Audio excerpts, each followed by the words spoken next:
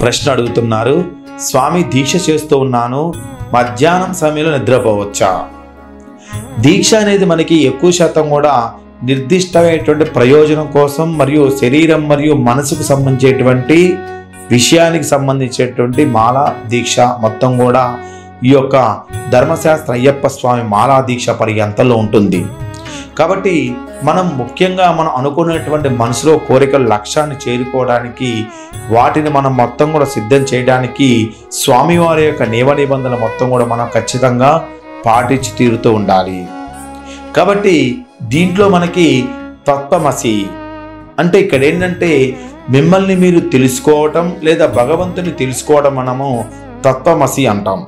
ఈ లక్ష్యాన్ని చేరుకోవడానికి మనము సాత్విక మార్గాన్ని మాత్రం అనుసరించాలి. అయితే మధ్యాహ్నం నిద్రపోవడం అనేది తామస మార్గం. కాబట్టి స్వామి దీక్ష చేయటం మధ్యాహ్నం నిద్ర అనేది ఖచ్చితంగా పోకూడదు. కొంత ఇబ్బంది లేదా అసమర్థత అనేది ఉన్నట్టయితే తప్ప, అంటే మనకి ఆరోగ్య పరిస్థితుల ప్రకారంగా అనారోగ్యం ఉన్నప్పుడు కానీ లేదా రాత్రి సమయంలో షిఫ్ట్ చేస్తూ ఉంటారు కొంతమంది. రాత్రి సమయంలో షిఫ్ట్ చేసి వచ్చిన వాడు స్వామివారి యొక్క పూజ చేసుకొని తదుపరి వాడు నిద్రించడానికి అవకాశం అనేది ఇక్కడ ఉంటూ ఉంటుంది. అంతేగాని ఎటువంటి ఆస్కారం లేకోకుండా నిద్ర చేయటం అనేది అంత మంచిది కాదు. ఇది స్వామివారి యొక్క నియమ నిబంధనల్ని మనము అతిక్రమించిన వాళ్ళం అవుతాము.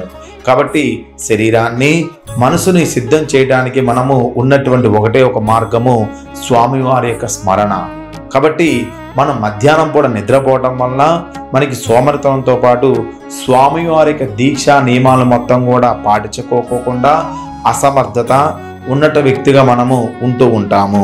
కాబట్టి స్వామివారి యొక్క దీక్షా పర్యంత కాలంలో మధ్యాహ్నం పూట నిద్రపోకూడదు.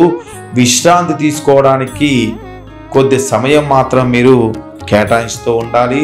అదేవిధంగా స్వామివారి యొక్క పూజ సాయంత్రం మళ్ళీ చేస్తూ స్వామివారికి అనుగ్రహాన్ని పొందండి. స్వామియే శరణమయ్యప్ప.